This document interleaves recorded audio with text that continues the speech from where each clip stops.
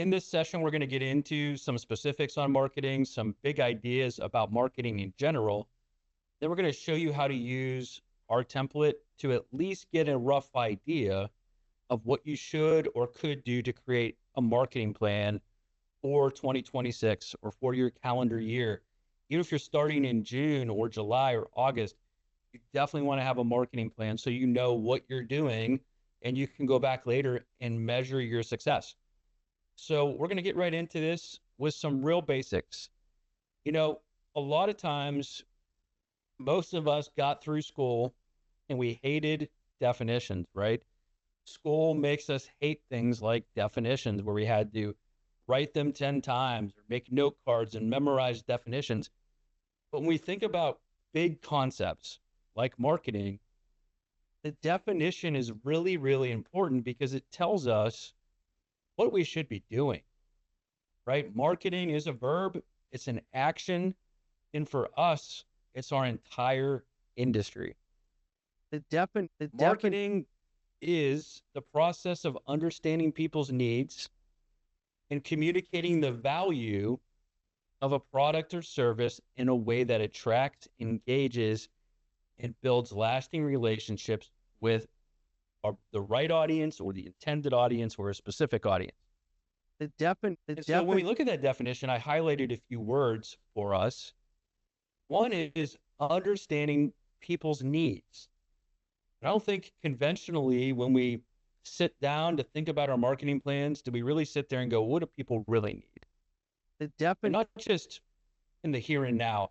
What do they need as the world evolves? What do they need as the internet evolves? What do they need as social media evolves? What do turning 65s or people leaving employer coverage at 68, what do they need from us? How is that different than it was 5, 10 years ago, 1 year ago? What I see happening right now is we are on a bubble where digital marketing has had success. For some people, it's still having success. People are now playing around with AI and a lot of content creation. Those are all good things. I do those things as well, not knocking those things. But I think what people need right now, what they want right now, is authenticity. However you deliver that authenticity, they're looking for someone who is authentic, real, right? We're at this age where we can make such convincing AI avatars and clones and doppelgangers that people want to know that the person they're talking to is a real person. I think a lot of Medicare beneficiaries are frustrated with the relationships that they maybe have where that agent signs them up and then is never there again to help them again. They can't even get that person on the phone for a question. And they need plans, right? They need plans that meet their needs as individuals, that help keep their costs controlled because they're all on fixed income. And we could go on this one phrase for over an hour. Maybe eventually we should. Maybe we should have a session where we talk through this together. How do we understand deeply, with a degree of meaning, what people need from us? And then from there, how do we communicate the value of what we provide? We'll get into that in a moment, what we provide. How do we communicate that? How do we communicate that in such a way that it's authentic, that it's meaningful, that it's impactful, and perfectly aligned with people's needs? And so marketing, me being a teacher by trade, falls right in line with everything that teachers should do. Isn't that the same thing a teacher should do? Understanding the needs of the people that they're teaching, and then communicating the value and the understanding of a topic or content. So if we do those two things well, if we understand people's needs, we communicate the value of what we bring to the table, we're going to get opportunities to get in front of people And every agent that I work with, all of you that are listening to this live or watching it after the fact, you are good agents that care about people. So the end goal is to build lasting relationships. That's what we're all after here. If I approach marketing as I want to get leads, okay, maybe that'll help. Maybe that'll help us, get in front of people, and that can be a mentality that we have. But I want lasting relationships. I want relationships that cause me to meet with people every year or every 2 or 3 years, that cause me to have to check in with people to make sure they're doing okay.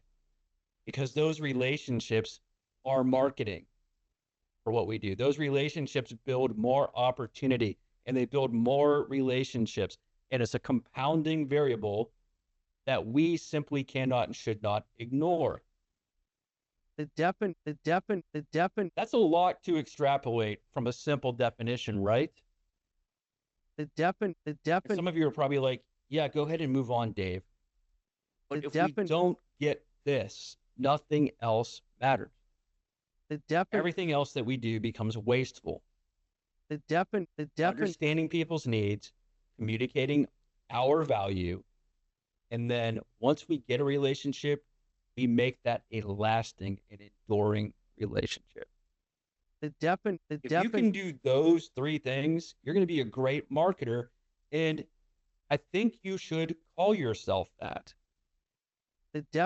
You are a marketer after all, because we all know, and it's a certainty, that when we have a Medicare opportunity, when we're in front of someone, we're not really selling, we're showing them their options, and overwhelmingly those interactions end with enrollment.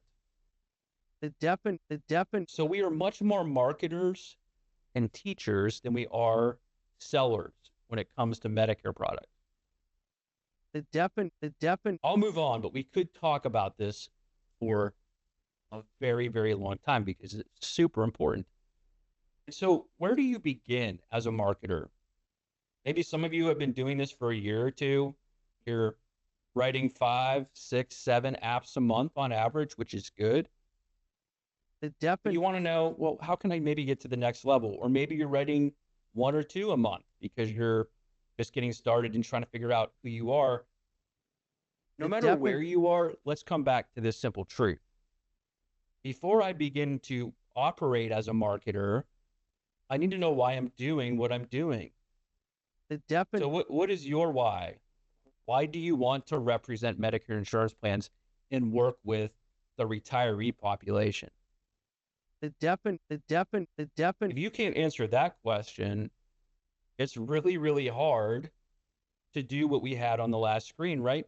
How do I communicate the value in what I provide if I don't know why I'm doing what I'm doing?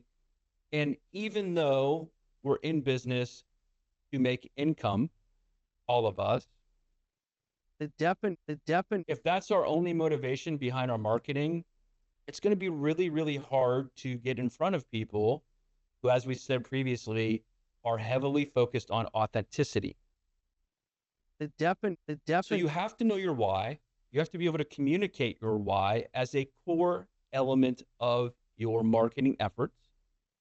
And then we also have to zero in on our niche. What makes us different than every other marketer?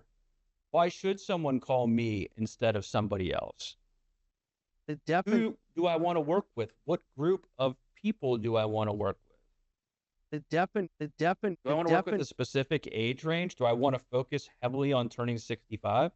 Or do I want to go after those people that are continuing to work past 65? Hopefully I'm going to do both. Is income a factor for me?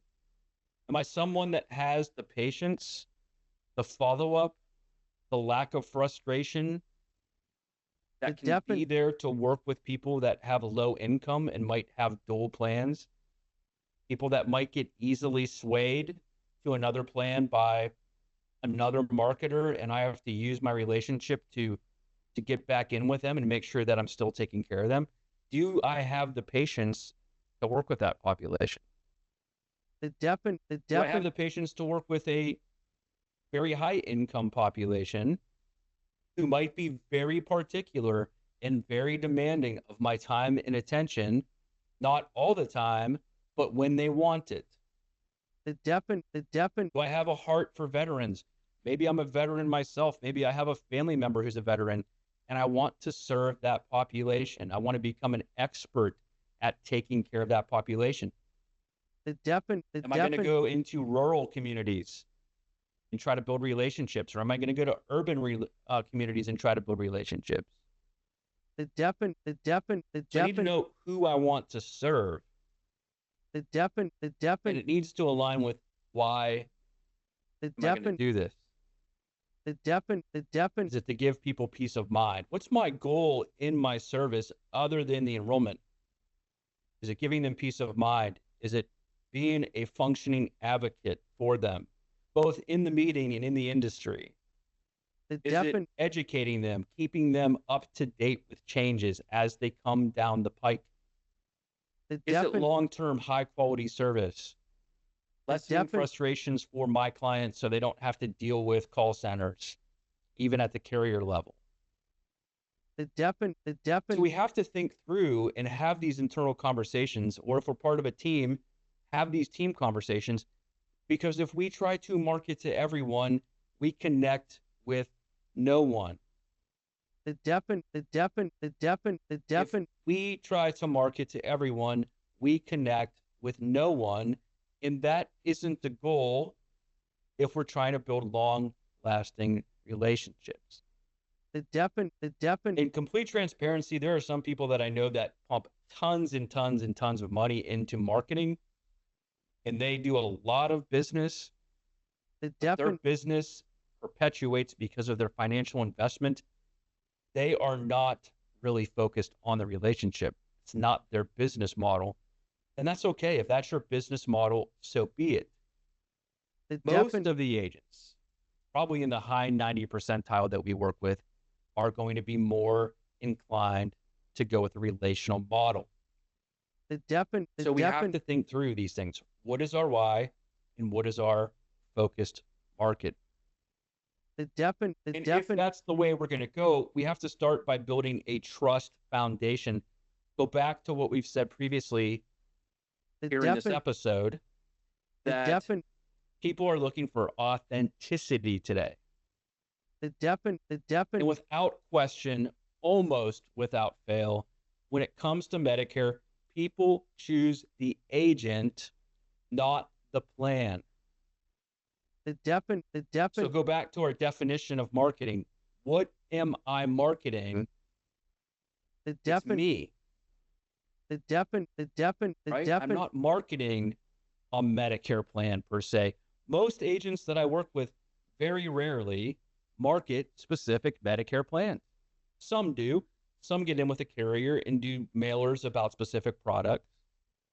But if I go on social media, if I purchase an advertisement, if I go on the radio, if I go on the television, if I send out a letter, I'm marketing me. Or if you're part of an agency, you're marketing your agency. And people choose the agent. My sister said to call you. I saw you on TV. My neighbor said you took good care of she or he. And so with that, we have to build a foundation. In the very least, build a professional Google business profile. If you haven't done that and you're watching this early in 2026 or listening to this early in 2026, we are going to have a session to teach you how to build a professional Google business profile. If you don't have one, you are essentially invisible in most search results and in practically all AI, because that's where a lot of that pulls your information from. You should have a simple, compliant website or landing page. You can make a free one if you can't afford one that has a small cost. There's so many tools out there now that it's not that difficult to put something together that you're proud of being out there to the world representing you. You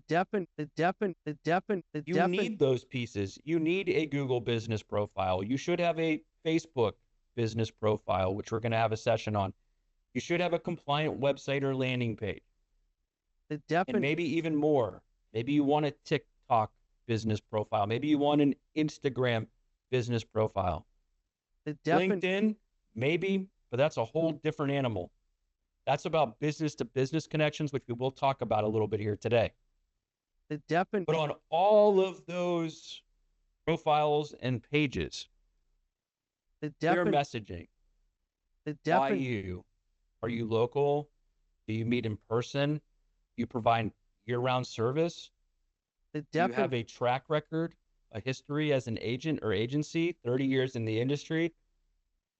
Are you the only agent in your area? Are you the only agency in your area? What makes you special? Real photos, real testimonials, your contact information. We want to build these foundational resources because that is where prospects, keywords, check you out after seeing your name or after hearing your name.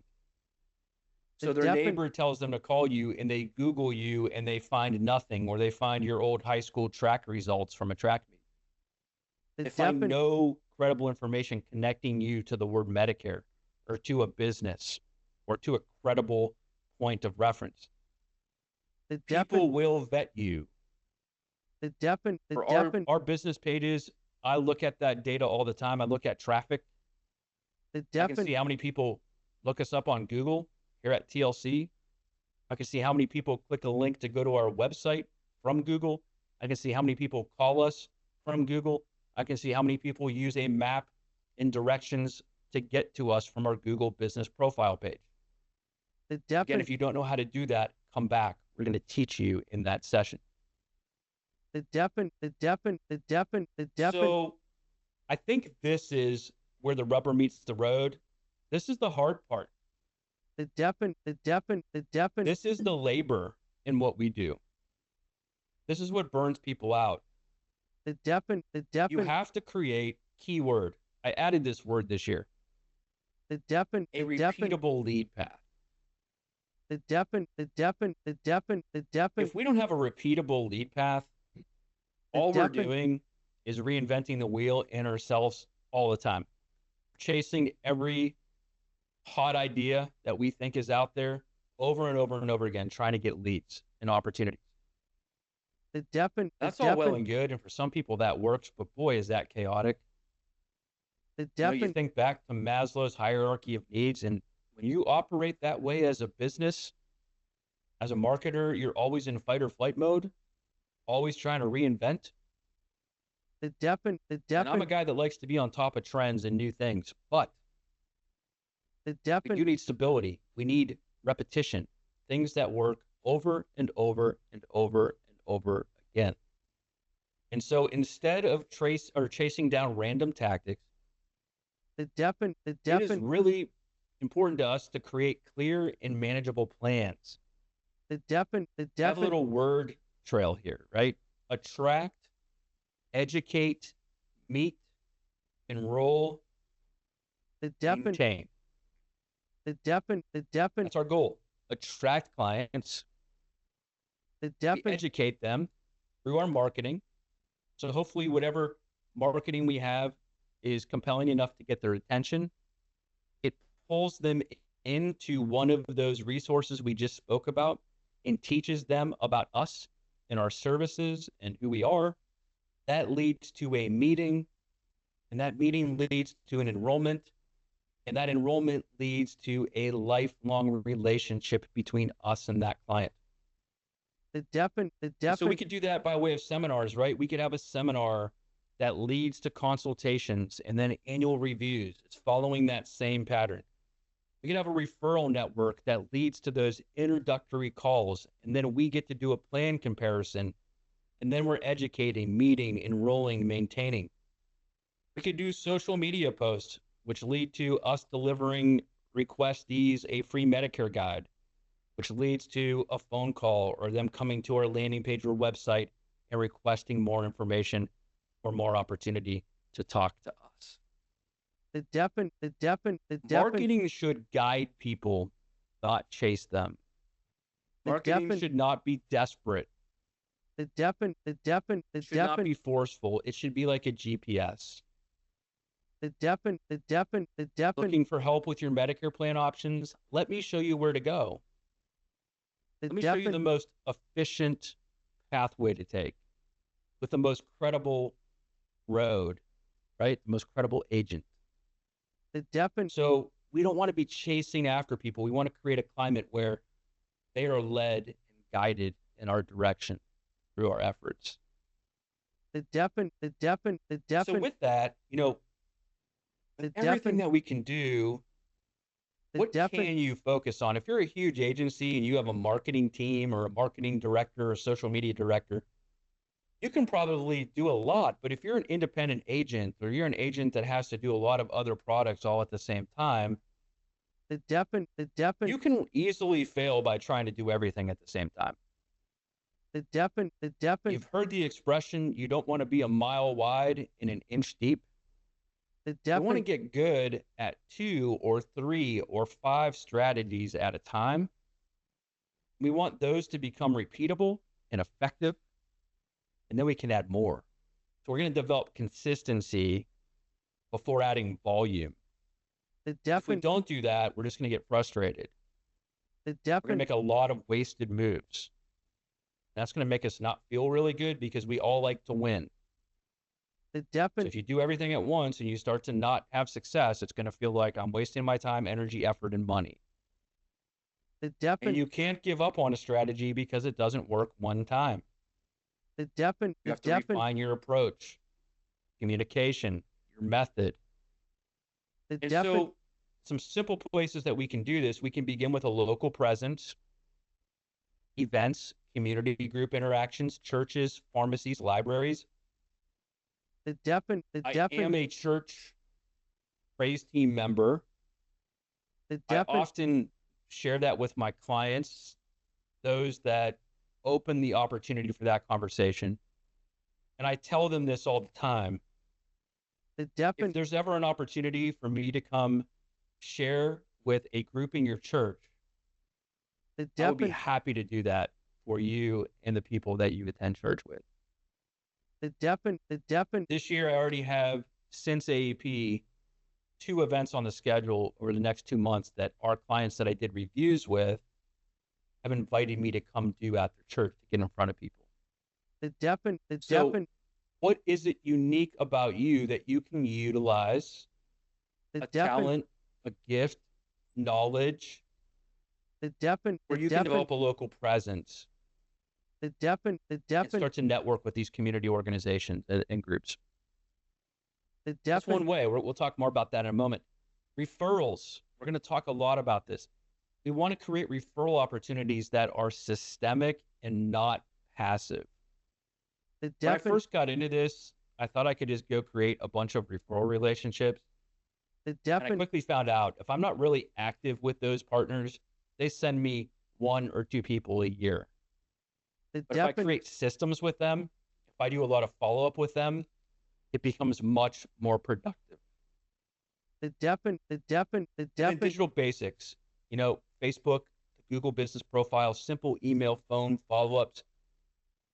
These are all things we can start with. We'll talk more about them as we go.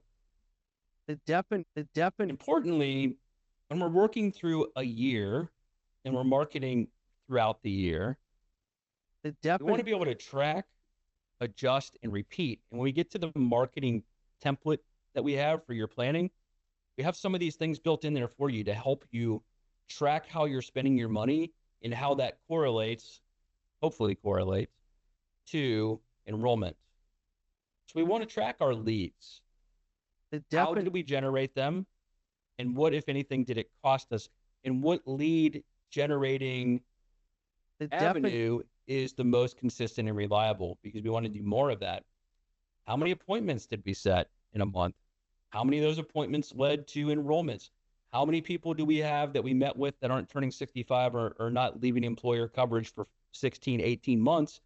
And how are we going to track and monitor that so we don't lose those opportunities? And retentions and referrals every year, this time of year in January, if you're an agent that has a book of business, you should be looking at who you retained and who you lost. What clients give you referrals? What type of clients give you referrals? You keep track of that. Someone comes to meet with you, one of the initial questions should be, hey, how'd you find out about us? Make a note on that so you can track how that lead was generated. You start to track data. We all hate that word. Again, it's something that school made us hate, data and math. But if we start to track data, marketing is not a campaign. It becomes a system. And that's what we want, a repeatable, consistent system that helps us become more and more successful and gives us the opportunity to take care of more and more individuals. And so with that, there is a big shift that has happened over the last decade, maybe more. And so you see a lot of agents who still market products, and there is a place for that. But more importantly, we're marketing us. It's what we provide. It's who we are. It's the service. It's the education. It's the advocacy. And I don't mean advocacy, you calling every elected official about Medicare changes, though you can and probably should. It's how do you advocate for your members in your meetings, helping them make good informed decisions through education. You reach out to them. If you see in your local obituaries that one of your clients lost a spouse, do you send them a note? Do you send them a birthday card or call them on their birthday to ask how they're doing? Do you go the extra mile to call a provider that you can't confirm is in the network directory? Do you learn related social services in your area to make those nexuses for your clients? And we could go on and on and on about all the ways in our own interactions we can advocate. And then we can advocate. We can advocate to the carriers. We can advocate to CMS. We can advocate to the government. We can go from that one-on-one degree of advocacy all the way to the very tippy top of what we can do. That's what it's all about. Marketing us, who we are, why we're high value, why we're relational, rather than just products. That's how you build something that lasts. You build something that lasts by marketing you and why you are different, and confidently so, why are you the best? Why are you the best? I probably have interviewed somewhere in the 1,000-ish range of people in my life, in my career. And I would notice from time to time, because interviewing is really hard, isn't it? You're talking about yourself. When we all walk that line, when we're talking about ourselves over and over again, especially in an interview, where we want to be bold, we want to share why we think we're the best candidate. We also don't want to be arrogant about who we are, because we want to emulate humility. We want to show that we're balanced and measured. And that's the same thing that we do with marketing. It's just like interviewing, only we're not sitting in front of people all the time. We're trying to reach them outside of our four walls, our office, our cubicle. But we have to advocate for ourselves. We have to say that we're good. We have to believe that we're good. We have to believe that we are the best choice for that individual by a mile. If we don't, our marketing efforts are going to suffer. We need to do so without approaching arrogant. Because we don't know everything. And that's one way we build vulnerability into our interactions. That's one way we build credibility into our interactions. And that's one thing that expands that authentic relationship that people are looking for today. We have to believe in ourselves. right? If we don't, how do we begin to market? We have to be confident, extremely. Put ourselves out there on the internet and in the world, in our community, on a billboard, saying, call me. Here's why. So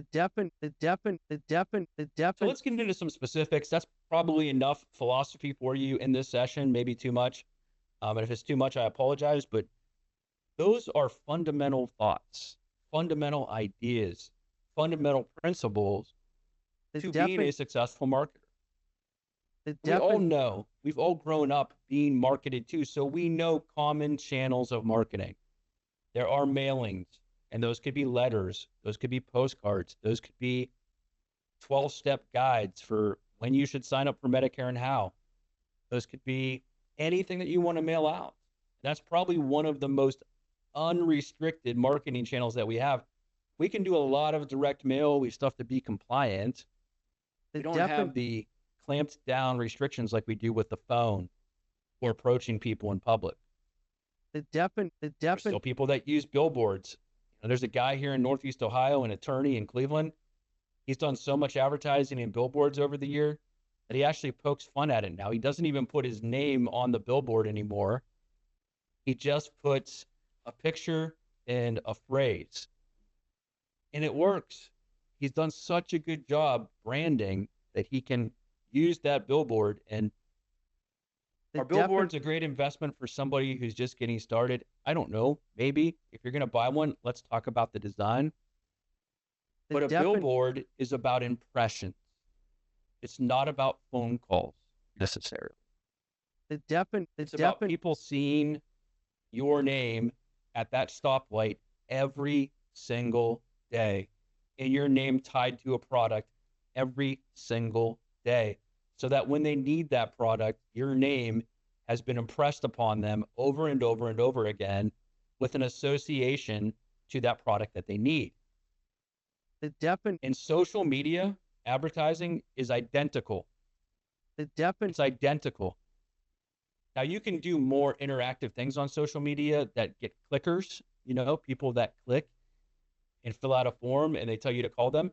You can either be really successful with that or you can really waste a ton of money with that. So you got to be really careful. But a lot of Google advertising and social media advertising is also about impressions.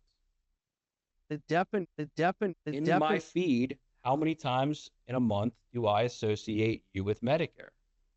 It's like a digital era billboard. Now, I can't put a click here button on a billboard and have it direct someone right to my website. I can't put a click here button on a billboard and have somebody click it and the phone automatically dials my agency. I can't put a click here button on a billboard and have somebody fill out a contact form with a compliant permission to contact.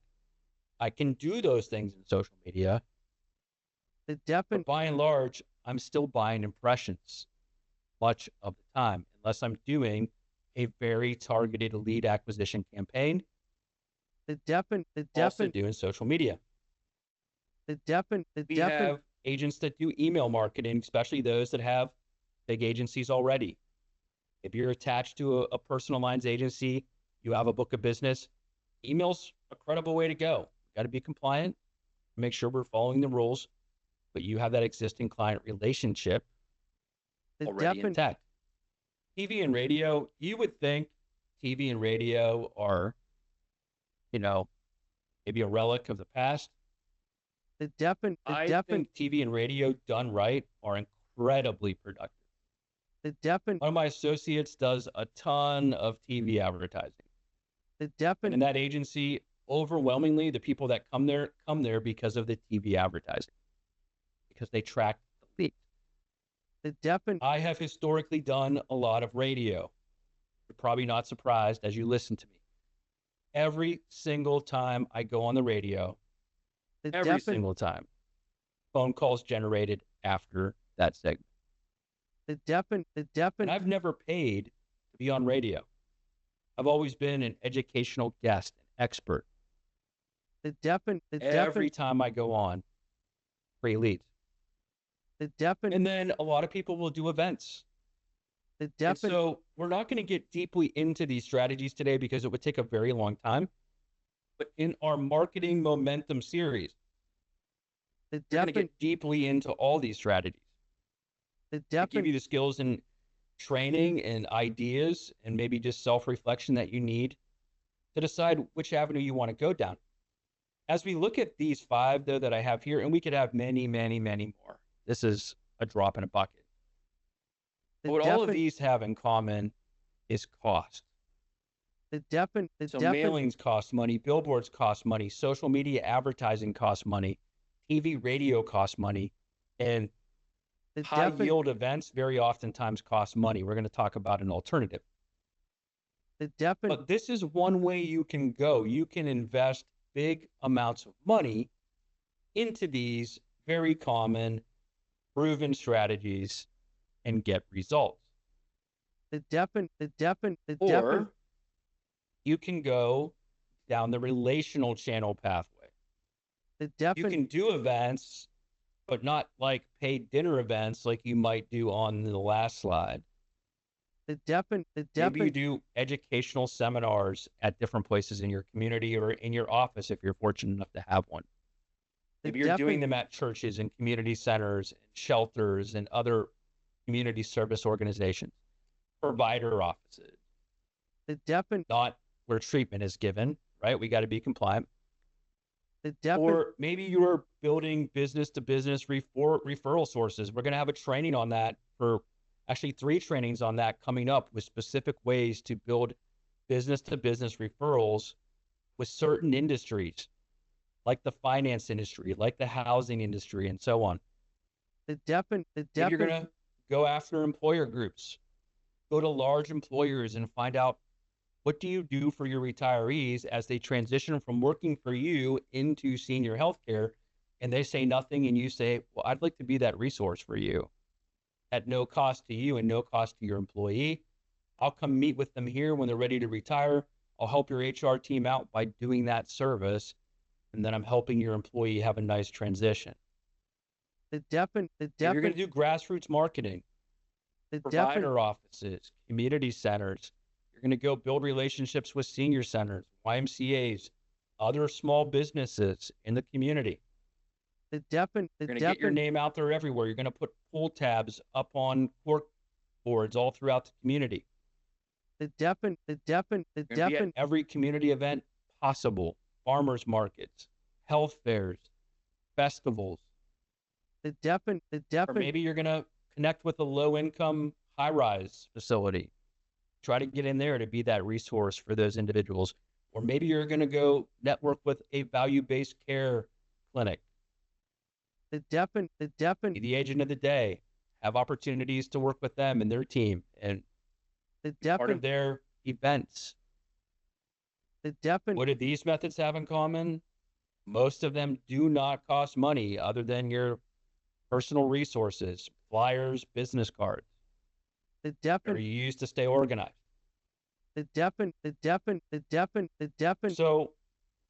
before we transition to the next slide, you can do one or the other. You can do these common, costly marketing channels, or you can do these relational channels and still be wildly successful as a marketer. Some people only do one or the other. Many do both, a mix of both. They invest in traditional marketing and they build down the relational channels. The whole goal, right, is building a pipeline. And I can't stress this phrase enough. And if you don't think this way, we want to readjust our thinking to think this way, because in this space, our marketing efforts don't really yield results for 8 to 16 months. If you think you're going to work today and write business next month, that might happen, but it's very unlikely. We want to get ahead of people before they turn 65 and not just 3 months before they turn 65, because all the other marketing is starting 12 to 14 months before they turn 65. So we need to think like that we're going to have a pipeline. We're making multiple connections with people well before they age into Medicare.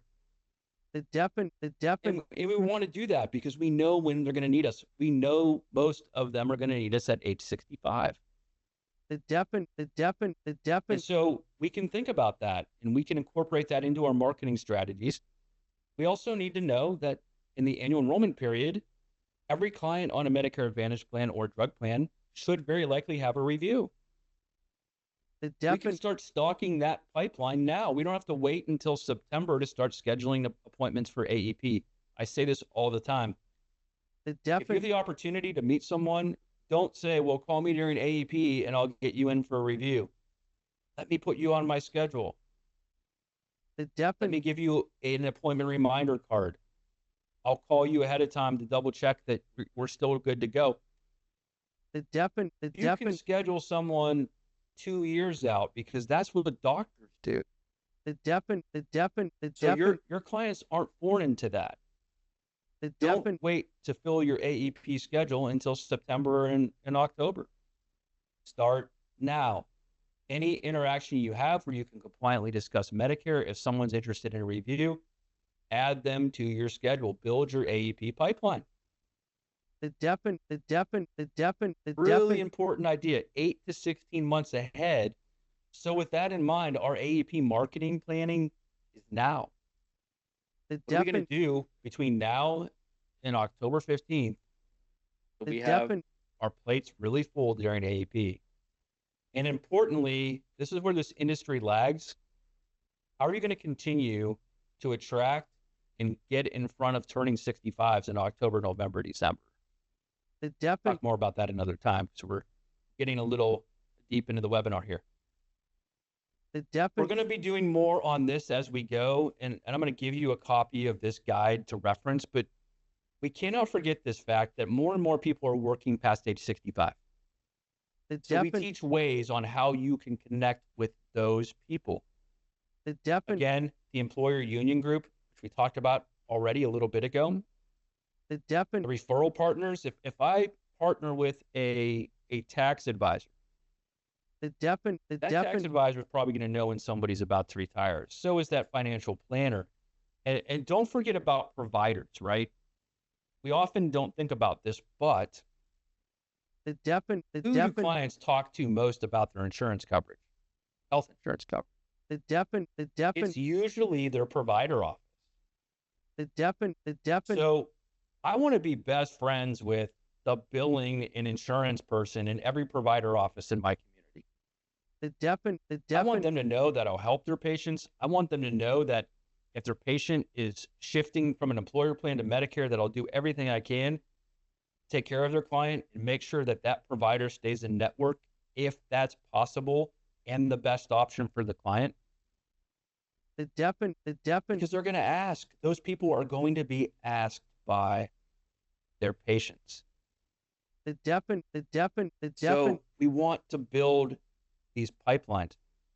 And this one is for people, a lot of people work past 65. You can't send them a birthday cake postcard at age 68, say, hey, you're turning 65, let's get in touch. So you need other ways to get in touch with those people. I'm not going to get into this today in the interest of time because I do want to show you our template. As we go through this, in the chat today, if you're watching this live, I've already included template links for Canva for the guide that we're going over right now and the plan that I'm going to show you momentarily. But we have strategies in this guide to help you market your existing book of business. Simple things like sending a letter of introduction, making sure to add Medicare insurance plans to your current marketing. Friends, I see this one all the time. I'm working with an agency. I go for a site visit. I see their billboard. It lists every product that their agency is representing except Medicare. Oh, that doesn't feel good. We want to add now offering Medicare insurance plans to our email signature along with that disclaimer and to our existing marketing pieces that we're already spending money on if we're fortunate enough to be in an agency and already have marketing taking place. Again, working your commercial book of business. If you have an agency, we're going to have a lot of training on that this year. Make sure to attend those. And again, hosting events that are specific to your current clients. And And again, these are more AEP calls, but making sure that we're calling people in our existing book of business. If we already have that client agent relationship, they're aging in and we have that existing relationship, I'm allowed to call them.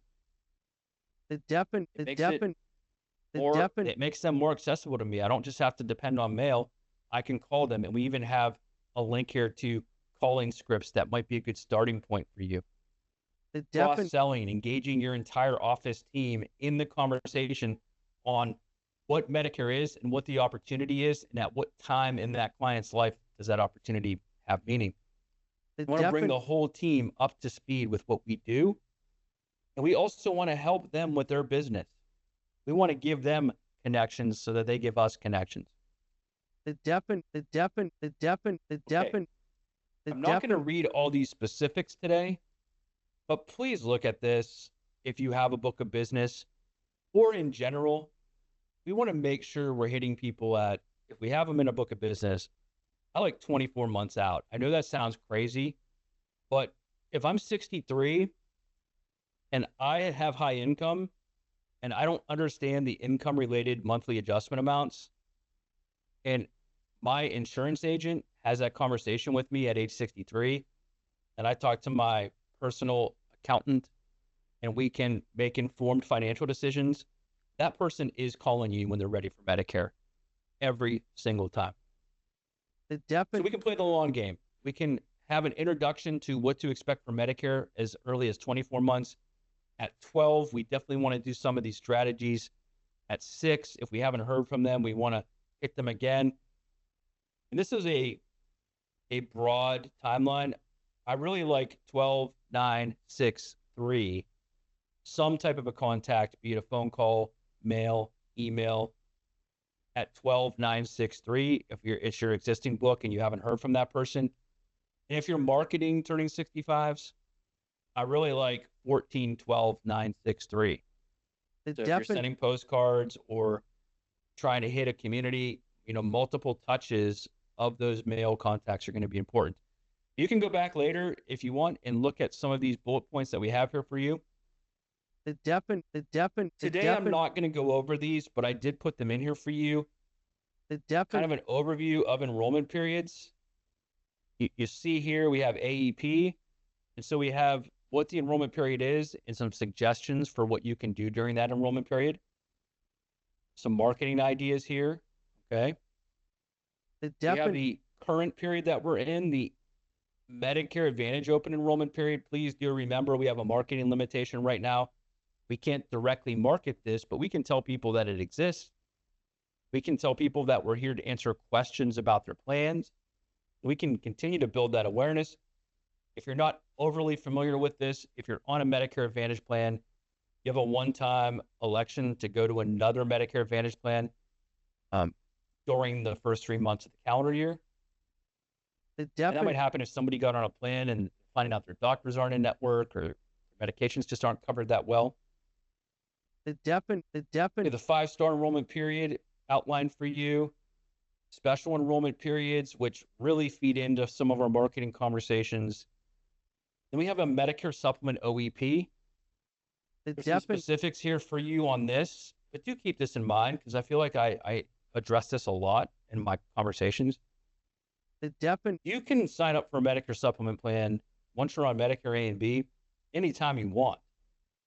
There is no real enrollment period once you're on Medicare. I can change you from one Medicare Supplement plan to another. The big issue is that you might be underwritten. So in most cases, if you've been on that supplement plan, you've been on Medicare A and B for 6 or more months, that carrier can now ask you health questions and do a Medicare or medical records review and maybe rate you higher, maybe deny you. So there are limitations with the underwriting piece, but there are not very many limitations to when I can change somebody's Medicare supplement plan. Now we're working on a resource for this that's coming out very soon. Many states now have a birthday rule where you can change Medicare supplement plans guaranteed issue, typically like Plan G to Plan G. So it's usually same plan. And each state that has this has their own little criteria. So we're working on a guide for you But this is another opportunity to maybe get new business in those states, but also importantly, if you already have business in those states, to work on making sure you retain those clients at their birthday month or around their birthday month. So with that, you're going to have a ton of resources through TLC. We have learning opportunities like this. We and our affiliate managers who work with their teams of agents provide a lot of coaching. We have marketing templates that you can get. Some of them are available right on TLC Agent Hub for you to even look at. And if you have Canva, you can click a template link and go ahead and download that template and start using it immediately. You can even customize it. We have a great compliance support team here to give you guidance on custom pieces that you create. We have an incredible graphic designer and team here to help make custom pieces. If you haven't met Katya, she's fantastic. I look forward to having her on future sessions and letting her talk a little bit about the services that she provides to the agents that TLC supports. It's something that myself and Natalie and the marketing team are working on right now are content pieces that you can share out. We just did a New Year blog that we posted that you could customize and share out as your own. So we're going to be making more and more pieces like that, in addition to some of the really cool video work that we've done here over the last 24 months at TLC. And if you're looking for marketing help or resources, we have a marketing inbox here. It's on the screen for you now, marketing@tlcinsurancegroup.com. But a really good first stop is TLC Agent Hub. We'll look at our marketing section on TLC Agent Hub and some of the great things that the team has put together for you. Okay, I know we're almost to an hour, but I do want to take just a few minutes, 10 minutes if you can hang in, to show you this marketing plan template that we created. You've all heard me say I hate templates because it takes the you out of the equation many times. You don't have to use this. It is a starting point. It's a rudimentary marketing/business planning template. It's very simple. A little overview here. I'm not going to read that to you. You've heard me talk more than enough today. Big ideas, helping you kind of think as you lead into creating the plan. We want to think long-term with our planning, our goals, and our investments. Marketing tips. We've already done a lot of these today, so I'm not going to go over these, but you'll find these in the plan document. Table of contents. An introduction. This is important, folks. This is where we started today's conversation by defining marketing. You have to know who you are, who you want to be, who you want to serve, and what makes you unique. That's your mission and vision, right? Your mission is, what are your big picture goals? Your vision is, how do you plan to achieve those goals? So we need to know that. We should articulate that in our plan. But most importantly, we want to have annual goals. And you can replicate this and have goals for the whole year. And you could take the same plan and create a focused version of it just for the annual enrollment period. So I made you a little grid here. Again, make your own. You can make a spreadsheet. You don't have to use what we made for you. It's a template. How many apps did you submit? How many new clients did you ascertain? How many current client review meetings did you do? How many did you aim to do? And how many did you actually do? How many total apps were submitted? New, current reviews where you make changes. And then at the bottom, what was your retention rate for your clients for the calendar year? Very important to know that, because if we have a low retention rate, we're losing the easiest business that we have, which is those people that have already trusted us. A budget. So we give you a brainstorm here of marketing strategies, partnerships, leads and mail, technology, events, traditional, standard, avant-garde. What 3, 2, 5 strategies are you going to employ? At the bottom here. again, me hating templates. The best marketing idea is probably the one none of us have ever heard of or thought of yet. We know the things that work as the foundation, but what's going to be the next hot idea is going to be something that one of you think of that we've never thought of. I'm going on a site visit today and a site visit next week with 2 agents who came up with really outside the box ideas, and they're getting in front of huge groups and huge opportunities. You need to decide as part of your planning process, how are you going to market? What are your strategies going to be? What are your channels going to be? Now, this is more of an AEP planning timeline, but I wanted to start this all working for you. So we gave you some tips here where you should kind of transition your effort and energy starting in April all the way through September. And then really important, you might add to this, you might take away from this, but what is your annual budget or your desired marketing strategies if you're going to spend money? Even down here, business consumables, how much do you plan to spend on things like business cards, paper clips? And then what did you actually spend? We want to know that. So there's a reason this is the way that it is. We want to know the goals and the actual apps. And we want to know the budget, your target, and your actual total spend. And the reason is this.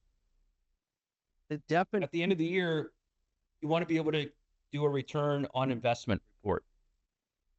How much did you sell? How much did you spend? And what was your cost per sale? You want to have the lowest cost per sale possible. You also want to be able to identify the highest yield strategies possible. So this is a simple marketing template. We even have a little graphic here for marketing channels. For your core strategies, you could put how much you're willing to invest. These are great to have completed because they can help you get opportunities with partners in various ways throughout the year. This is also shared as a link for you in the chat right now. If you're watching the recorded version, we will have these resources linked in the comment section as well as eventually on TLC Agent Hub. So that was a really quick walk through the marketing plan template. And I didn't do that without thinking about it. We could spend a lot of time going through it, but I want you to use the template to make it your own and to make a plan that is suitable for you and something that you're going to run hard at and achieve in. So feel free to access the template, if for nothing else, to use it to get you thinking about what you want your plan to maybe look like. If you make a plan, I'd love to see it. Love to provide feedback. And most importantly, if you make a plan, I'd love to see your return on investment breakdown at the end of the year, because that helps us guide you and coach you better. If you know what you did well and what you didn't do well, or what didn't work well, I should say, not you, what worked well and what didn't work well, that can help you and us guide you in what might be the most productive ways to continue in the following year. So that is going to be it for our session today. If you're watching this in the recorded version, or you're maybe listening to the audio only version, there are going to be more resources available on TLC Agent Hub. If you're listening to this and you don't work with us at TLC, we'd love to talk to you. Shoot us an email at marketing@tlcinsurancegroup.com.